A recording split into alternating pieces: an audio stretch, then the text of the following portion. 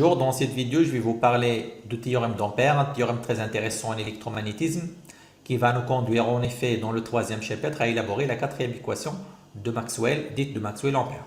Alors quand vous dites Ampère, c'est André-Marie Ampère, un physicien français, et vous pouvez aller consulter Wikipédia pour plus d'informations.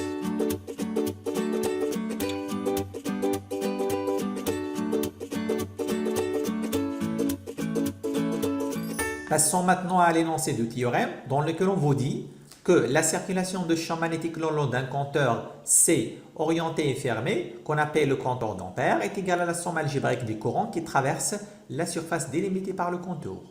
Cet énoncé littéral peut se traduire mathématiquement en forme intégrale comme suite. Donc intégrale sur le parcours fermé C de B dl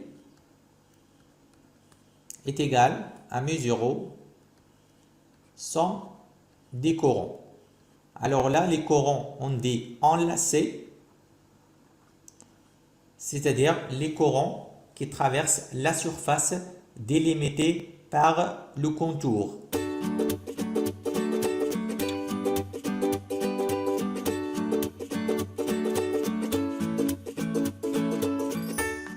On peut faire une analogie rapide entre l'électrostatique et le magnétostatique en comparant le théorème de Gauss et le théorème d'Ampère. Pour appliquer le théorème de Gauss, vous essayez de chercher le flux électrique sur une surface fermée dite de Gauss. Et pour appliquer le théorème d'Ampère, vous essayez de chercher la circulation de champ magnétique sur un compteur fermé dit d'Ampère.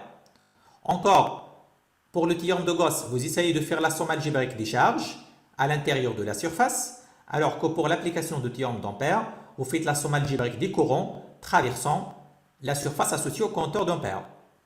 Le théorème de Gauss vous dit que le flux électrique est proportionnel à la somme des charges à l'intérieur de la surface de Gauss, alors que le théorème d'Ampère vous dit que la circulation de champ magnétique est proportionnelle au courant traversant la surface délimitée par le contour choisi.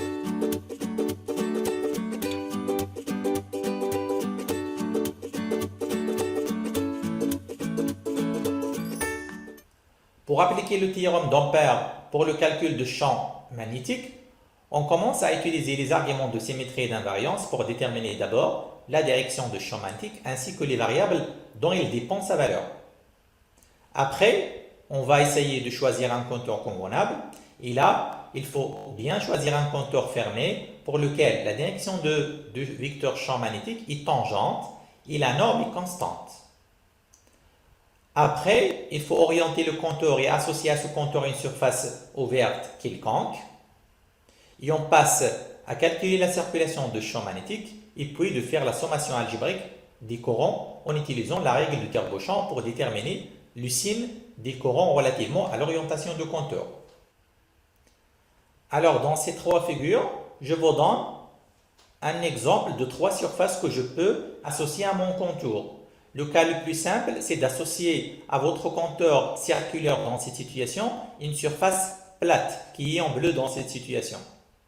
Mais je peux associer à ma surface, à mon contour fermé, une surface ouverte qui prend la forme d'une demi-sphère par exemple. Ou bien, je peux choisir une surface quelconque. En tout cas, on peut montrer que le choix de la surface ne peut jamais influencer le résultat final. Alors, en utilisant la situation suivante, je vais essayer de vous montrer que le choix de la surface ne doit jamais influencer le résultat final. Et donc, on va essayer de chercher la somme algébrique de courant pour chaque situation. Là, j'ai choisi une surface plate associée à mon contour qui est orientée dans le sens antéhoraire. Et là, j'ai associé à mon contour une surface de la forme d'une demi-sphère et toujours mon compteur, il est orienté dans le sens antéhoraire. Alors, je vous rappelle tout simplement que pour la détermination du signe des courants, on utilise la règle de Kerr-Beauchamp. Alors, dans la situation à gauche, vous avez la somme des courants. Donc là est égal, le I1 il est positif, plus I2 qui est encore positif, moins I3 qui traverse la surface dans le sens négatif. Et puis là, pour le I4, je ne peux pas le compter parce qu'il ne traverse pas la surface choisie. Alors que pour I5, oui, il faut le compter. Alors là, I5, on doit le compter deux fois. Une première fois avec un signe positif, une deuxième fois avec un signe négatif. Mais finalement, je vais le simplifier. Il me reste I1 plus I2 moins I3. De l'autre côté, qu'est-ce que je vais avoir? Donc je vois très bien que I1, il va traverser la surface à ce point. I2, il fait de même à ce point-là. I3, il va traverser la surface dans le sens opposé, donc avec un signe négatif. Le I5, il ne va pas traverser la surface, donc je ne peux pas le compter. Alors le I4, je dois le compter deux fois. Alors là encore, je vais avoir somme des courants qui est égale toujours I1 plus I2 moins I3. Alors là, plus I4, ou bien je commence par moins I4 de ce côté-là, puis plus I4 de l'autre côté. En faisant des simplifications, on va aboutir toujours au même résultat. Donc, on vient de montrer que le choix de la surface ne doit jamais changer le résultat final de la sommation algébrique des courbes.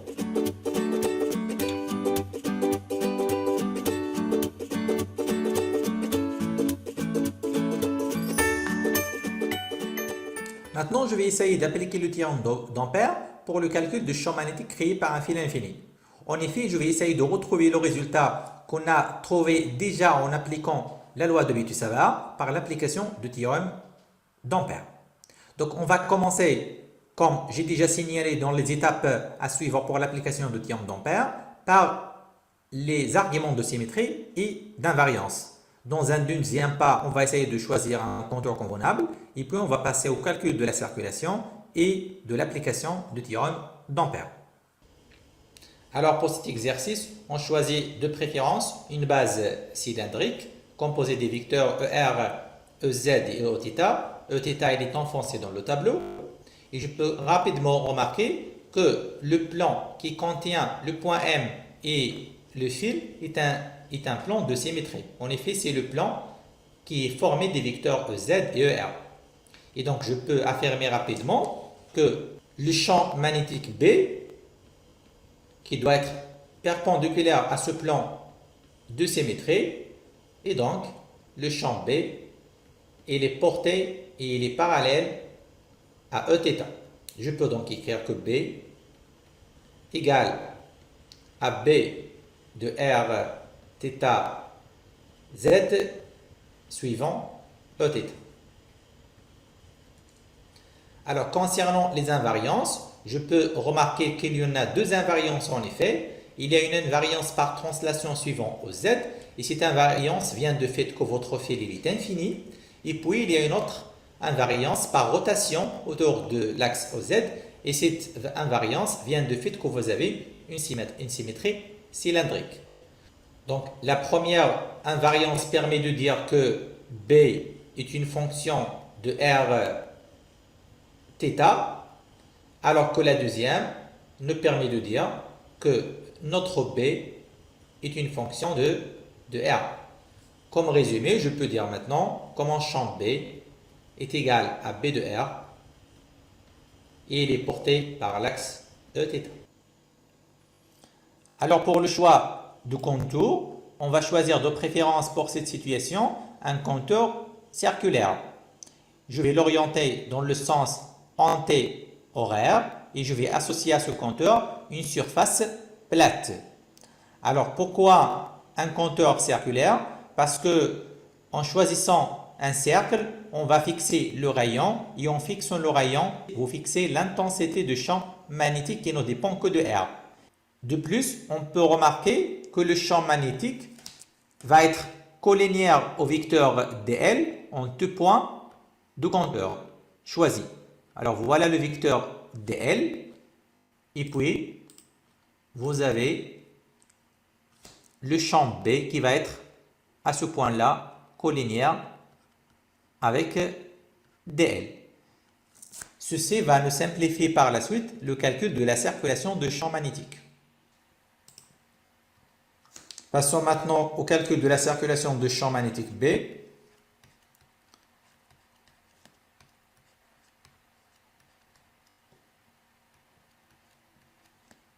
est égal, donc je peux remarquer que dl s'écrit r dθ suivant Eθ. Et donc, je vais avoir là une intégrale entre 0 de P, B de R, fois R, dθ. Donc, BR ne dépend pas de θ et je peux le faire sortir à l'extérieur de l'intégrale, ce qui est dans B de R, R, intégrale entre 0 de P, dθ.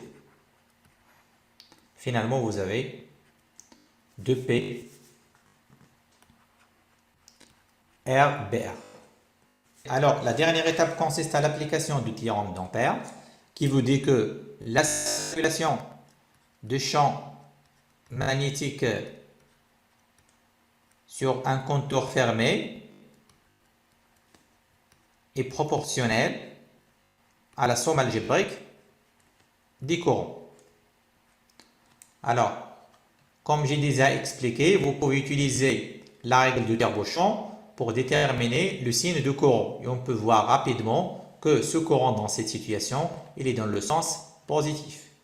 Ce qui donne là, mu0 I. Donc, ce qui donne par la suite de P R B de R égale à mu0 I. Et voilà finalement l'expression de champ magnétique. B de R est égal à mu0 I sur 2PR. Et on peut rapidement remarquer que cette expression qu'on vient d'obtenir par l'application du théorème d'Ampère est exactement la même expression obtenue par l'application de la loi de Biot-Savart pour un fil infini. Je pense que c'est tout pour cette vidéo. Merci et à la prochaine fois.